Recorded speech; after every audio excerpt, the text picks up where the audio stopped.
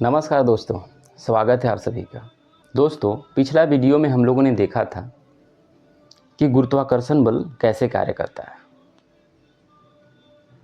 दो पिंड है, अगर उसका कुछ द्रव्यमान है तो उसके बीच में एक आकर्षण बल लगता है, उसे हम लोग गुरुत्वाकर्षण बल बोलते हैं। जिस वस्तु का द्रव्यमान ज़्यादा है उसमें ज़्यादा आकर्षण बल होगा, जिस वस्तु का द्रव्यमान छोटा है उसमें कम आकर्षण बल लगेगा। यानी ये बल जो है द्रव्यमान का समानुपाती होता है और उनके बीच का जो दूरी है उसका जस्ट उल्टा होगा। अगर दूरी ज़्यादा होगा तो इसके बीच में कम खिंचाव लगेंगे, अगर दूरी कम होगा तो इसमें ज़्यादा खिंचाव लगेंगे। ये किस आधार पे हम लोग बता रहे हैं दोस्तों? 1687 में न्यूटन का गुरुत्वाकर्षण का नियम आया, उसके आधार पे। आखिर ये जो आकर्षण बल लग रहा है दो पिंडों के बीच, ये क्यों लग रहा है, इसको हम लोग समझे 1915 में, जब अल्बर्ट आइंस्टीन का सामान्य सापेक्षता का सिद्धांत आया। आइए हम लोग समझते हैं।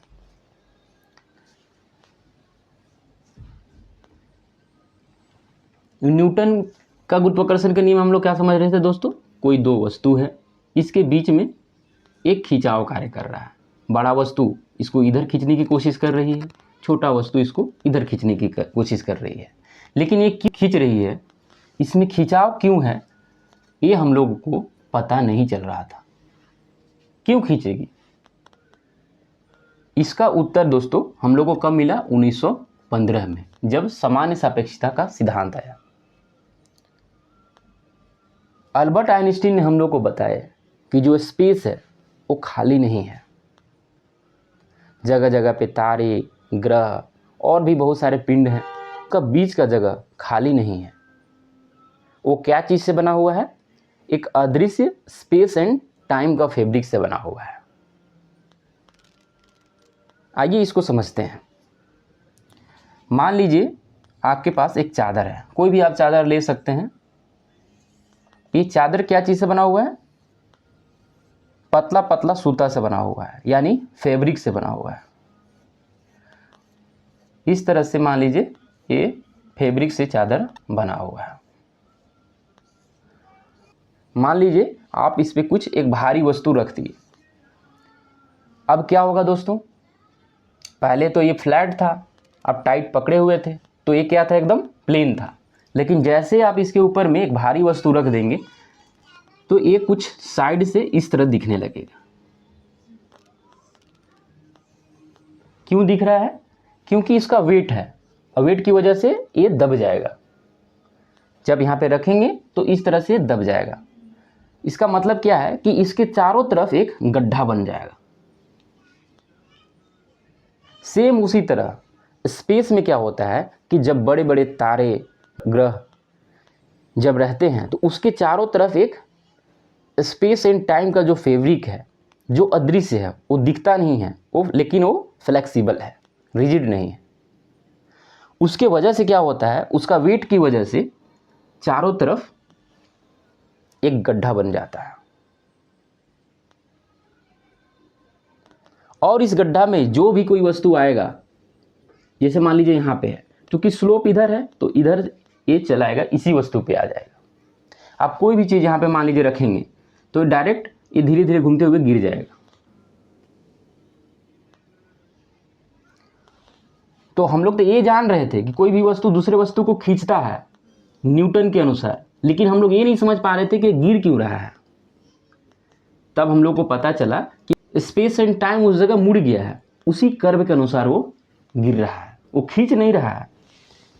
दोस्तों, ये बड़ा वस्तु इसको खींच नहीं रहा है, उनके बीच में कोई अदृश्य बल, गुरुत्वाकर्षण बल नहीं लग रहा है, बल्कि स्पेस टाइम वहाँ पे बेंड हो गया है, उसी के अनुरूप ये गिर रहा है नीचे। अब प्रश्न ये है कि फिर चंद्रमा जो है वो पृथ्वी पे फिर क्यों नहीं गिर रहा है, या पृथ्वी जो है सूर्य पे क्यों नहीं गिर रहा है? सूर्य का भार बहुत ज़्यादा है दोस्तों। ये भी क्या किया है, स्पेस टाइम को, फैब्रिक को मोड़ दिया है इस तरह से। अगर मान लीजिए पृथ्वी यहाँ पे है तो फिर ये क्यों नहीं गिर रहा है? प्रश्न तो वाजिब है दोस्तों। अब इसको समझते हैं कि ये क्यों नहीं गिर रहा है। बात सही है कि सूर्य जो है, ये क्या है दोस्तों, सूर्य है, और ये क्या है, पृथ्वी है। पृथ्वी है, ये क्यों नहीं गिर रहा है? क्योंकि दोस्तों इसमें बहुत ज़्यादा स्पीड है। आप कल्पना करिए कि ये पृथ्वी का स्पीड कितना होगा, 30 किलोमीटर पर सेकेंड। तब 1 सेकेंड से टिक समय जा रहा है और ये 30 किलोमीटर चल रही है। तो ये गिरने की कोशिश कर रही है, लेकिन चूंकि ये बहुत ज़्यादा स्पीड से घूम रही है तो ये गिर ही नहीं पा रही है, चारों तरफ घूम रही है इसका। आप इसको ऐसे समझ सकते हैं, मान लीजिए एक पहाड़ है, आप यहाँ से किसी पत्थरों को फेंक रहे हैं, अगर यहाँ से डायरेक्ट गिराएंगे तो डायरेक्ट नीचे गिरेगा, और ज़ोर से फेंकेंगे तो इस तरह से यहाँ पे गिरेगा, और ज़्यादा ज़ोर से फेंकेंगे तो यहाँ पे गिरेगा। इस तरह ये मान लीजिए पृथ्वी है, लेकिन आप इतना ज़ोर से फेंक दिए इसको कि डायरेक्ट घूमते रहेगा, इस तरह से घूमते रहेगा घूमते रहेगा। ये गिरने की कोशिश कर रहा है, लेकिन पृथ्वी भी मेरा कर्व है, गोल है, तो ये गिरने की कोशिश कर रहा है इस पर, लेकिन ये गिर नहीं पा रहा है क्योंकि इतना ज़्यादा स्पीड है। अब आपके दिमाग में आ रहा होगा कि फिर पत्थर क्यों गिर जाता है। सबसे पहली बात है दोस्तों कि पत्थर को हम उतना स्पीड से फेंक नहीं पाते, और दूसरी बात यह है कि पृथ्वी के चारों तरफ जो है वायुमंडल है, इसमें बहुत सारी गैसें हैं, उसमें क्या लग रहा है, फ्रिक्शन फोर्स लग रहा है, इसके वजह से उसका गति कम हो जा रहा है।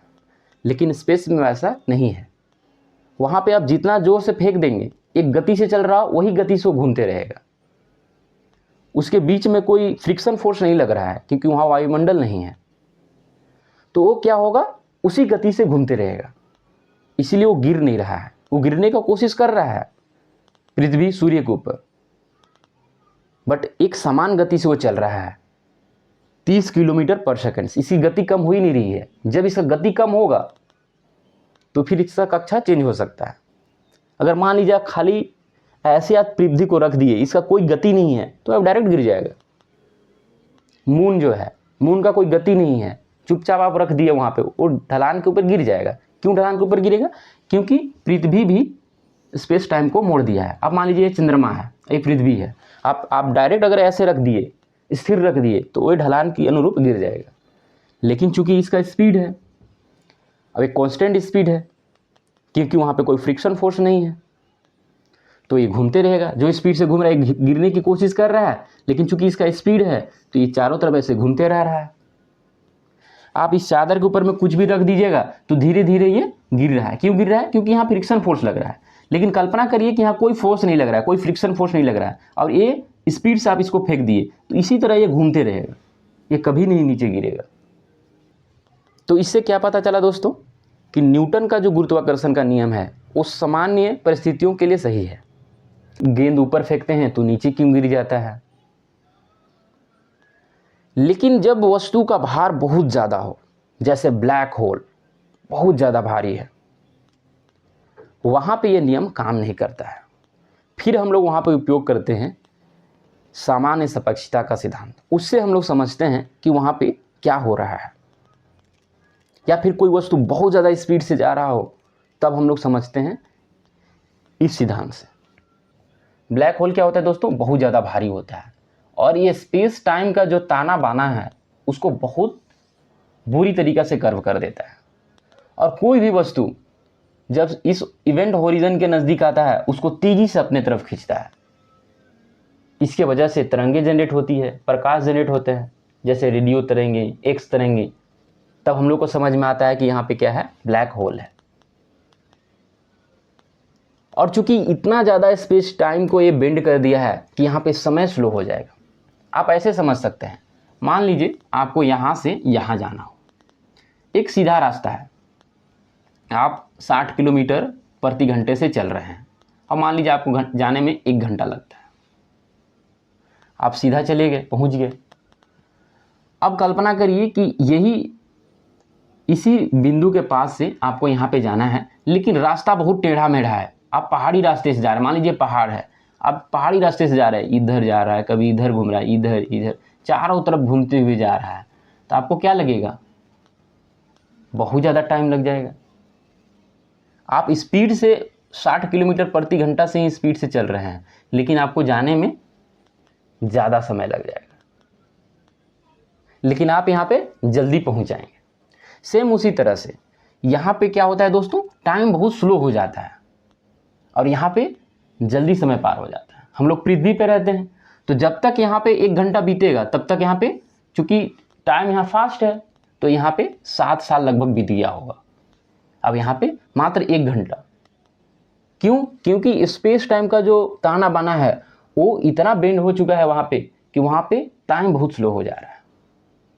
न्यूटन का गुरुत्वाकर्षण का नियम से हम लोग समझे कि ये बल जो होता है वो कितना होता है और कैसे कार्य करता है।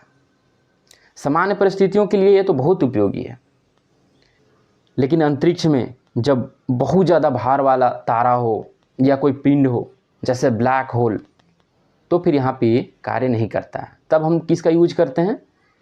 आइंस्टीन का सामान्य सापेक्षता का सिद्धांत। तो जी मैप में हम लोग यूज करते हैं किसका?